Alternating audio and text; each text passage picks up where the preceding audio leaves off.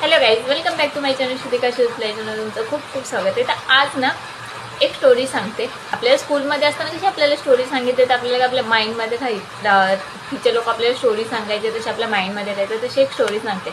दोन व्यक्ती असतात, एक रामू आणि श्यामू.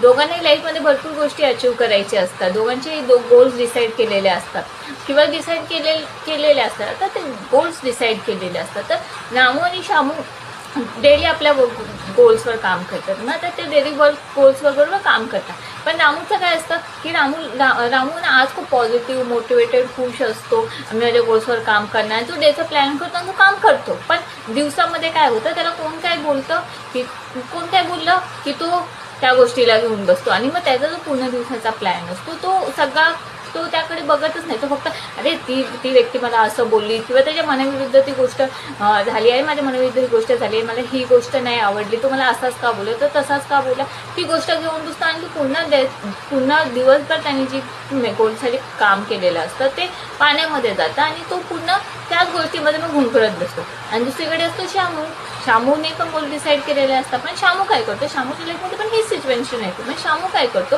की त्याला कोण काय बोललं, कोण त्याला काय बोलू दे, कोणी त्याला त्याच्या मनासाठी सिच्युएशन पुन्हा घडू दे, काही घडू दे, पण तो त्या गोष्टीला इग्नोर करून आपल्या गोल्सवर काम करतो.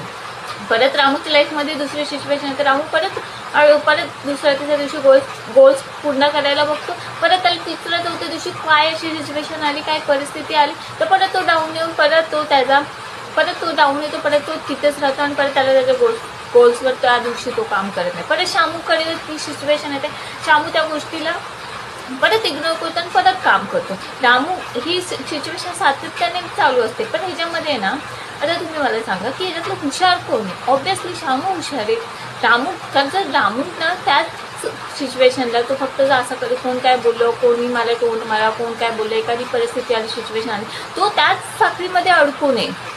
तशीच आपली लाईफ असते. आपण पण आपल्याला गोल्सकडे जात असतो. आपल्याला कोण काय बोललं, कोणी आपल्याला टोंट मारला, कोणी आपला अपमान केला, कोणी काहीही करू दे, तर आपण आपल्या गोल्सवरूनच उडून जातो. आपण फक्त तीच गोष्ट घेऊन बसतो, अरे तो मला असा का बोलला, तो मला अशीच का बोलली, मी तशीच का केली, स्वतःची मेंटल हेल्थ खराब करून घेते. पण श्यामू तसं करत नाही, कारण श्यामूला माहीत असतं की आपल्यासाठी आपला टाईम इम्पॉर्टंट आहे, ही वेळ इम्पॉर्टंट आहे, आपलं सक्सेसफुल होणं किती इम्पॉर्टंट आहे. आणि आयुष्यात श्यामू आज नाही तर उद्या तो सक्सेसफुल होणार.